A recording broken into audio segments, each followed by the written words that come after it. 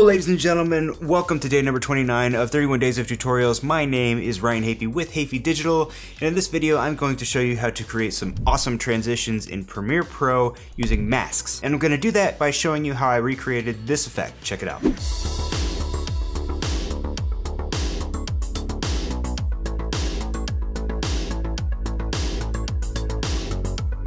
Now there's no shortage of creative ways to use masks in Premiere Pro, and you're definitely not limited to what I'm going to show you in this video, but hopefully some of the techniques that I show you here can be applied to other ways to use masks to create cool effects and transitions. So with that, let's get right into it with step number one, which is capturing the footage that you need for the effect. For this effect, I needed to capture two clips, one with my daughters playing ping pong, which I will refer to as the active clip, and one with no one playing ping pong, which I will refer to as the empty clip. And the trick here is to make sure that both shots look as identical as possible. So you want to make sure you're using the same camera settings, same camera position, same walk route, same pacing in both shots. It was also important that I made sure that the columns of the half walls extended all the way from the top to the bottom of the frame, because it's going to make masking easier in post. Once you've got the footage that you need, the next step is to get all of it into Premiere and pick the selections of the clips that you want to use for the effect. I started with the empty clip, and for starters, I picked the part where I was walking past the ping pong table and also past the first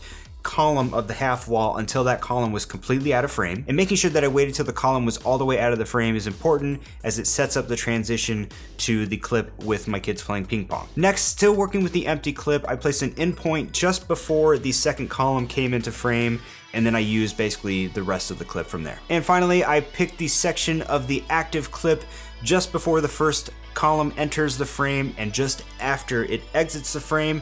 And you don't have to be super precise here, because you're not going to be doing any masking on the active clip, just on the two empty clips that you selected. All right, we've got our clips selected. Now it's time to go on to step number 3, and that is to do our masking. So starting with the first of the two empty clip selections, I created a mask that begins as soon as the left side of the column comes into the frame, and I manually keyframed it until it was out of the frame. And then I basically did the same thing with the second empty clip, except I started when the right side of the column entered the frame. And in my case, I masked to the right of the column in the frame, and then inverted the mask to make sure that the active clip was visible beneath it. I also feathered the mask a little bit to match kind of the out of focus look of both of those columns. Now keep in mind that manual keyframing can take some time, because you do have to usually reposition the mask with each individual frame, so just be patient with it and take your time. And finally, with all the masking done, we move on to step 4, which is to position all the clips so that the masks create a nice smooth transition between them. And you're done! I'd love to see what kind of creative effects and transitions you're able to make with masks in Premiere Pro, so leave a comment and tell me about it,